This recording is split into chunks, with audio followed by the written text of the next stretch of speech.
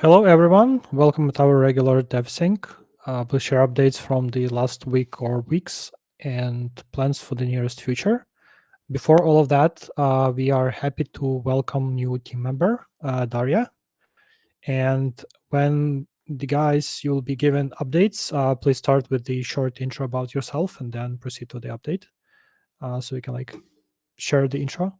And we'll start probably with the backend, and we'll be moving to the front end as usual. So Lu Cheng, floor is yours. Okay, sure.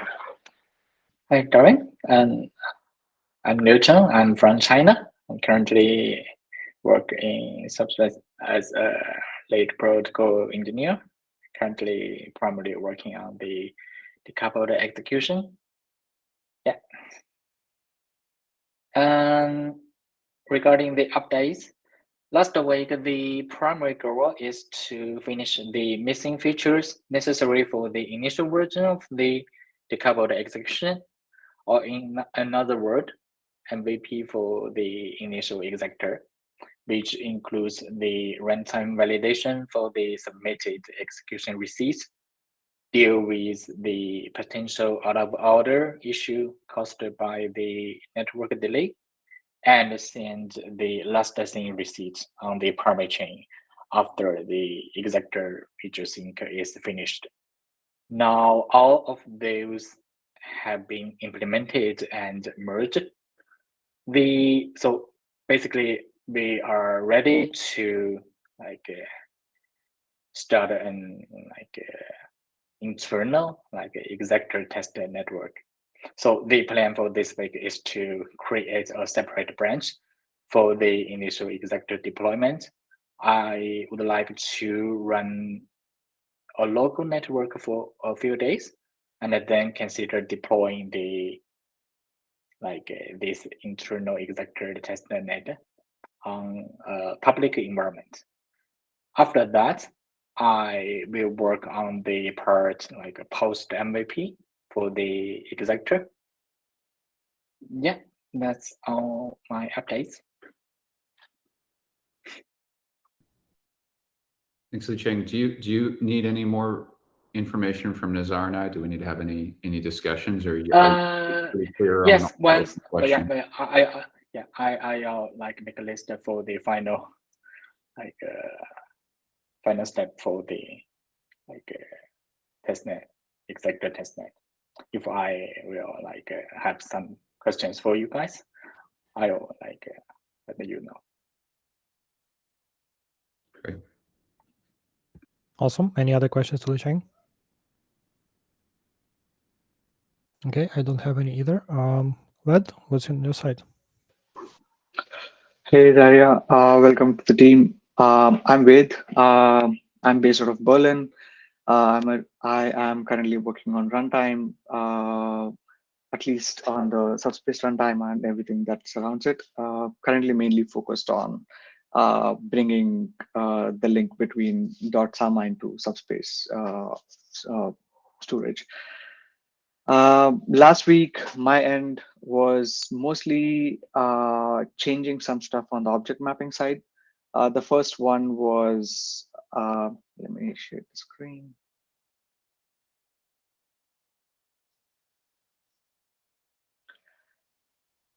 All right. The first one was. Sorry, Ved. We probably don't need to go through the code reviews in this call. Okay. If you can just give the high-level summary, and we can dive into the code reviews like on the protocol sync or the integration sync, just in the interest of time. Okay, cool. Yeah, my bad. Yeah, so mostly focused on finishing up some minor cleanups on the object mapping side, and we introduced some new APIs. We call it Objects API right now. And when doing that, we also ended up breaking the current client because we introduced new API and we removed the old one from the client Wasm API. So I'm currently working on fixing that. Hopefully, end of day today or should be fixed. Post that, focusing mostly on the partition validation side. We have a spec out there for a week. Feel free to take a look and then hopefully get started on basic primitives to support that validation. If you have any questions, I'm happy to answer. Have we been able to deploy feeds validation to RelayNet yet? We tried. Yeah, so that was what we realized, that we broke the API when we added the new objects API to the client. So once I fix that, I think we will be able to start the RelayNet, hopefully end of day today. Yeah, basically added. We did runtime upgrade on the RelayNet, and once it's reached the end of the segment, it basically broke, unfortunately. Okay. Okay, thanks, Vad. Ivan? Yeah, sure. So hello, Daria. I'm Ivan. I'm currently based in Russia, in Kazan. So I'm protocol engineer. I'm working on the Subspace farmer. And so as per the updates during the last week, I fixed one small bug related to the increasing the file limit. One of the farmers hit the limit of the open files on Linux. So we introduced like increasing of that file limit. Yeah, and apart from that, I was mostly working on the adding the benchmark command for the for the farmer. So it was partially merged, and we discussed several things with Nazar related to how we should implement like benching exactly. So for now, I prototyped some simple benchmarking of the archival, and like by having that, I actually optimized the like piece eviction process. Like at the moment when we hit the limit of the plot, we are going to, for the slow path of adding new pieces to the plot. And basically that path got optimized. I basically changed to like one constant for some bigger number, and it seems that it almost reached the like the limit. So that slow path is almost takes the same time as the fast path, as we are like increasing the plot size when we are like writing pieces sequentially. Yeah, right now also opened the following PR, follow-up PR for the benchmarking.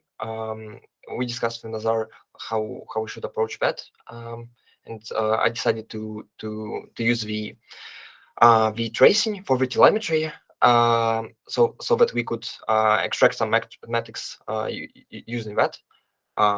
Yeah, and by having that, we would have a better benchmarking in the end. So after the VPR, with the substitution of the log crate for the tracing crate will be merged, I will work on the on the actual benchmarking implementation. Yeah, that's it for my side. Yeah, I'll basically be able to draw like flame chart for what's happening in the farm and how much time each segment takes, so you can like visualize it and see really clearly like where you spend most of the time. Yeah. Maybe I can share the screen and show some stats which I already like gathered for that PR with optimization. So basically the thing is like most of the time right now is spent on the encoding, like 80 or 85%. Yeah, but the bad thing is that like when we're going towards the slow path, like the variance of that slow path is very big, as we like sometimes we hit the cache miss. Yeah, and that really hurts at the moment. Okay, let's plan to go through that in detail tomorrow at the protocol sync, Ivan. Sure. So the PR has been merged, or are we still working on it? The optimization PR is merged.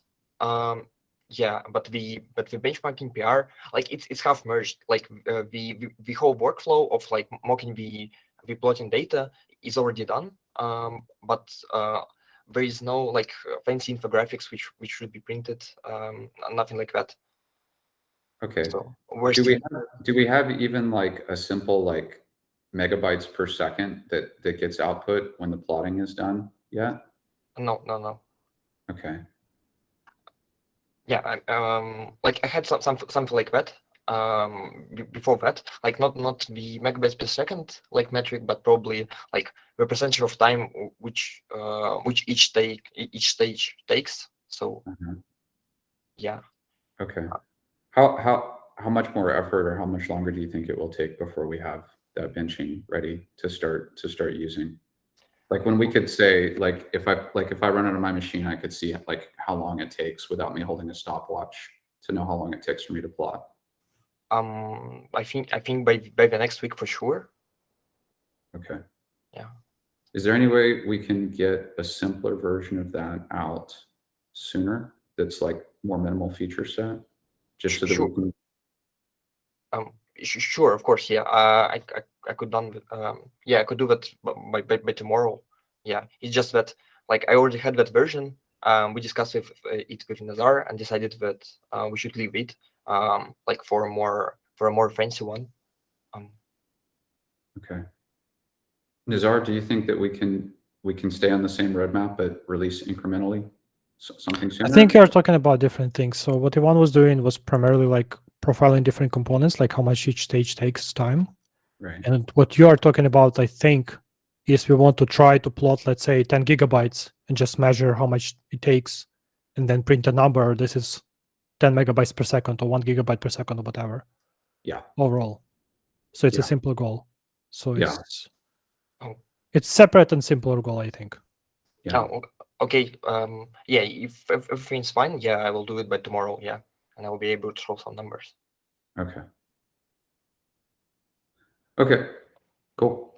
I will send you a message with something more specific, Ivan, so that we're on the same page as to what that means. Yeah, of course. All right, Ozgun, you're next. Okay. Hello, Daria. I'm Özgün, located in Istanbul, Turkey. I started as a protocol engineer. I switched to Subspace desktop or GUI app. And now I think I'm becoming more of a full stack developer because both front end and back end together. Coming to the updates, last week, the logging PR is finalized and merged. That means we don't require our users to explain the bug in detail. And also we don't have to reproduce the bug on our side, trying to understand what's have gone wrong. We can deduce all that information from the logging, and which proved itself very useful. And Justin discovered a bug which I did not understand at first glance, but after 5 minutes of taking a glance at the logging, I fixed it immediately. So that's great. Regarding also logging, the default folders that Tauri chosen for storing the log files are not the conventional ones. Nazar and I discussed. I also opened an issue on the Tauri site on GitHub. Nazar also commented there. And it seems like they're not going to change it anytime soon. So we are supplying our custom directories for having conventional place for log files.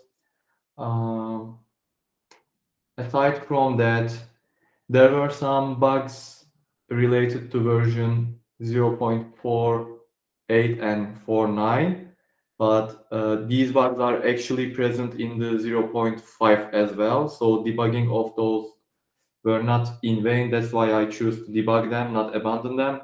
And these bugs will come out eventually, so better earlier than late. We fixed them on both 0.5 site and 0.4 site. It's the same code. I also prepared an issue template, but we decided to close that PR with Nazar. I'm not going to dive into the details about that. Other than that, yeah, that's all. Other things are probably going to be details that we can discuss on the desktop meeting. How far along is 0.4 and 0.5? Sorry, can you repeat? How far along are 0.4 and 0.5? Like what needs to be done before we can consider 0.4 finished? I think it's finished. It's up to Justin, so I'm gonna wait on Justin's update on that. The next step for Subspace Desktop will be Plan A. If there are no bugs on 4.0.4, we can directly move forward to 0.5 testing and then mark it as a latest. Hopefully, it will be prepared for the incentivized testnet. Plan B, if there are bugs on 0.4 and if they are related to 0.4 only, we will stop debugging them and again proceed to 0.5. The latest scenario is there are still some bugs left over on 0.4. I hope not. And if there are, and if these bugs are also present in 0.5, we should probably discuss what to do. Yeah, 0.4.10 tested out over the weekend. I haven't had any issues with it so far. Ran through quick setup and advanced setup, and it's working great. So Okay, should then be good to probably mark that one. Okay, let's mark it as release today then, and just Mhm. move forward because it just takes too Yeah. long.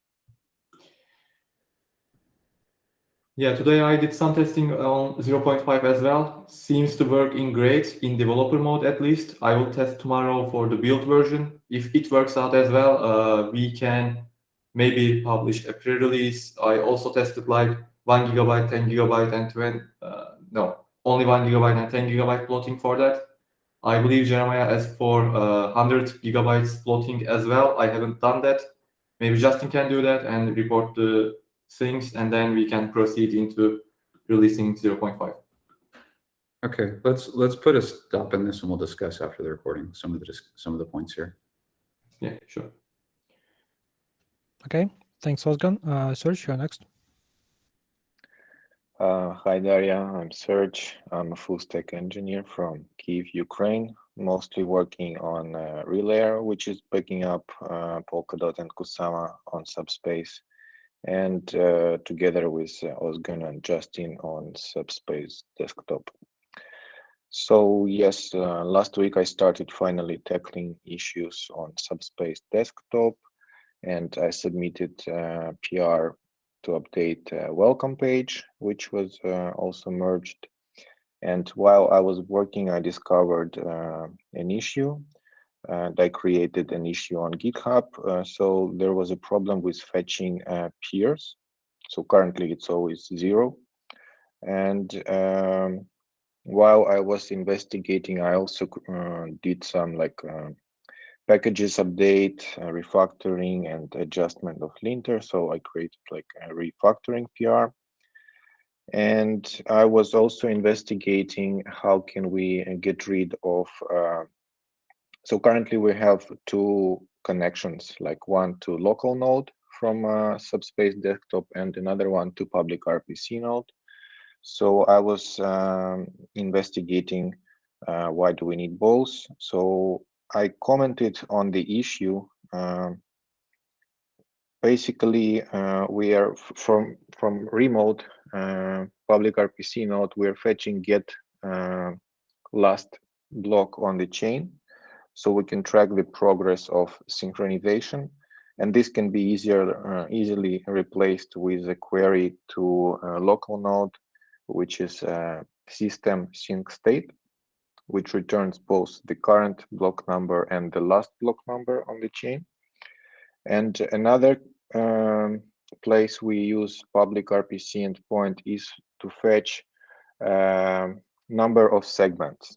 So when we have this plotting progress page, we have this loading bar, and we show how many segments the like local node has processed. And unfortunately, I couldn't find how can we get number of segments from the local. Yeah, Maybe you can just replace it with number of blocks. this is what I suggested in my comment, and I wanted to discuss and confirm with you, Jeremiah, if we can just show like block numbers, because I think most users don't know about segments. It shouldn't be block numbers or segment numbers, just sync percentage. Just make it even simple. Okay. But yeah, it's fine to use block numbers instead behind the hood. Yeah, and there are some other issues I wanted to discuss on the desktop meeting, like related to state management in the application, like architecture and localization, but this is not critical right now. Apart from desktop, just today I have added a new parachain, which is Mangata on it's a Kusama parachain. But there is an issue with on-finality endpoints, and I contacted the team. Currently, no response so far. So I will ping later one more time. So the problem is when we are using our endpoints with API key, there is some connection issue, but if we use public endpoints, it works just fine. And yeah, as guys already mentioned, I was trying to deploy RelayNet, update RelayNet today, but yeah, there is an issue with runtime. So once runtime is updated, I will make another attempt to finally deploy it. And yeah, that's all. Okay, any questions to Serge? All right, Justin, you are next. Awesome. Hi, Daria. I'm Justin. I'm the Community Support Manager. I live in Arizona in the United States. Mostly, obviously, I help out supporting the community with questions. Also dabble on the development side a little bit with the development team here. Other than that, though, my main job is just going to be answering the community questions and general quality assurance, ensuring that there's no bugs or anything as we come up with snapshots and new releases. As for my update, last week we had, obviously the engineers were gone. I was working on a new PR to implement version control into the documentation. Had a discussion with Nazar about a week and a half ago, and he mentioned that that's probably the best route to go considering how we're versioning control our README for the farming documentation moving forward. That PR is just about ready. I should be submitting that for review today. As I was going to mention, tested out various versions of Subspace Desktop. Version 4.10 should be good to go.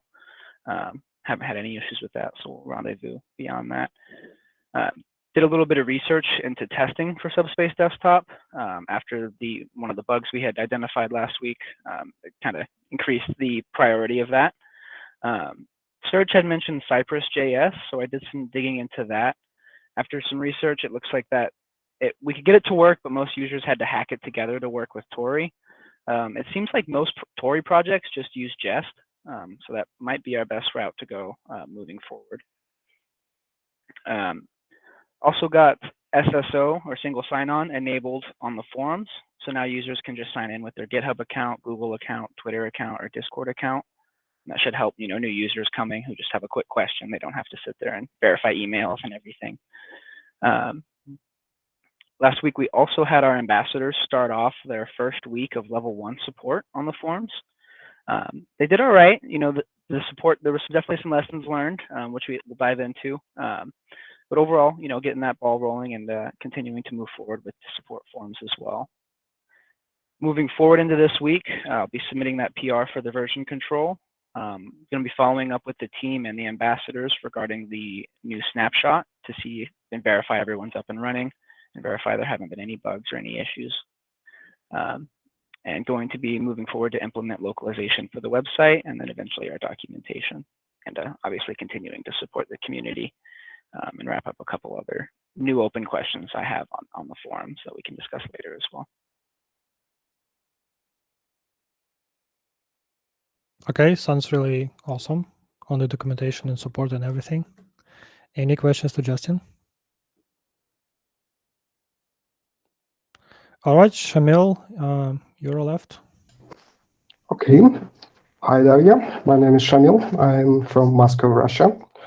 I'm a protocol engineer. I'm also a new guy, and I'm studying the onboarding guides right now. And currently, I'm finishing with decoupled execution part of that. That's it.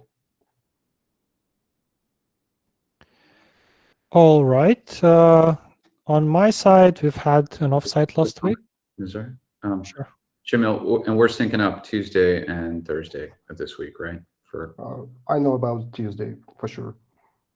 Okay. Did you not receive the invite for? Just double check. Nope, I don't see it.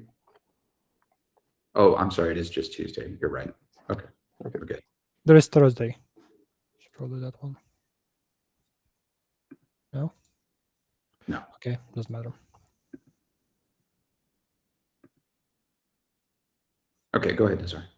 Yeah, on my side, we had an offsite, so I hadn't had that much time on coding.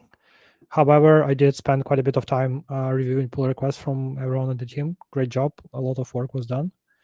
In terms of my updates on the code side from last 2 weeks, first of all, I did some refactoring around chain specs. We have this strange situation where we have kind of 2 chains in one. So we've already combined 2 runtimes into one. With one more pull request, we've combined 2 chain specs into one. So we just have one chain spec that we specify, and it loads both chain spec for the primary and secondary chain and corresponding runtimes. So we have just one file that we need to include into the node instead of 2 and manage them being in sync and so on. So that's great. There was an update of Reed Solomon erasure library, which was upstreamed, and I've just upgraded that to that version. There was some minor cleanups and refactoring around secondary node. Basically, all of the CLI related stuff was pulled into the node. The only like service part has left separately, so that basically almost finishes the unification that we did. So we can deploy it as one binary and run executor on the real network in conjunction with the work that Bluechain was doing. I was also finishing some refactoring on the executor side there, where we had this overseer thing from Polkadot. We were simplifying. So eventually it turned out there is just 2 things we need to have. One is bundle processor, and the other one is bundle producer. So we produce bundles and then we process them later once they're included in the primary chain. So that's basically the final kind of stage of that refactoring. It's a little bit less code. It's a little bit easier to understand, and I hope it makes sense and will be helpful going forward. And I also did some refactoring today towards voting. Voting will be used for increasing frequency of block rewards for incentivized testnet. And I still have some work to be done there. And there will be pull requests later today about WebAssembly support on our sloth library. Need to do some trickery in C to actually make it compile with Rust together into WASM binary. But it seems to work. So there will be probably one more release, and in the coming days, I hope to have the integration of that. And if it doesn't break anything, we can probably even try to deploy it to the testnet. Otherwise, it will be a hard fork once we launch incentivized testnet. And basically, the rest of the week, I hope or I plan to spend on the preparation for the incentivized testnet. There will be an announcement around that for the community in the coming days. Yeah, besides that, there was also some work on upstream on the substrate side around networking. There were 4 pull requests up to this point. 3 of them were merged. The biggest one, the latest one, is in review. It basically separates networking of substrate from the sync part of the networking and the live client part of the networking. So those are all only depending on the common library, which has some interfaces, some traits, some data structures which are shared across everything, but doesn't actually tie them together until the layer of the service. So we should be able to swap the sync or like wrap it with some other data structure and like intercept some messages or customize messages. That should theoretically allow us to do things like implementing compact proof of replication, where we do not include the piece itself in the header. We only include the index, and we send the piece itself alongside the block, but not in the block. So that is something we wanted to do for a long time, but it wasn't possible because it was really coupled together very tightly. So hopefully that pull request will be reviewed in the coming days. We can merge it, and then we will discuss the next steps with the Substrate folks around the networking part. I think those are the main changes from last few weeks. Do you guys have any questions?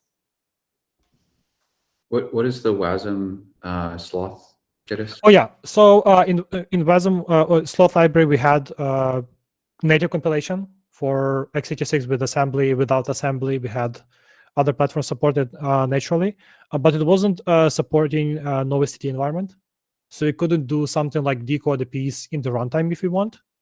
However, when we implement this voting, the way I see it right now, the first step would be to verify those kind of headers in the runtime. So we need to be able to decode it. So I need to do to implement basically support for no STD environment in that library before we can use it in the runtime. It just becomes more universal. Got it. Okay.